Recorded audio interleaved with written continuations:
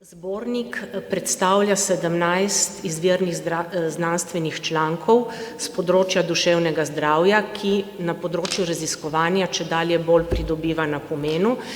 Teme so široko zastavljene od posledic, ki jih je prinesla pandemija COVID in bistveno zožila dostopnost do storitev, s tem je v povezavi tudi termin krizolacija, ki združuje krizo in izolacijo.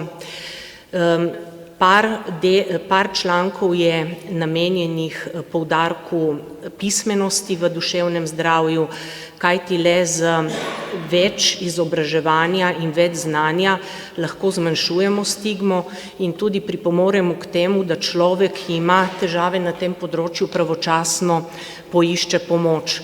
Zanimiv članek je namenjen izzivom mladih kmetov, ki pravzaprav svoje delo ne doživljajo več kot način dobrega življenja.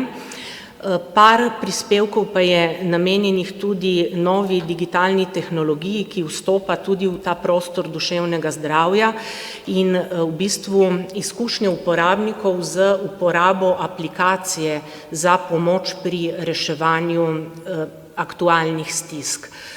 Sama publikacija je namenjena najširšemu krogu bralcev, od raziskovalcev, strokovnjakov, ljudi, ki imajo sami težave na tem področju in njihovim svojcem, tako da dobijo morda tudi kako idejo za opolnomočenje.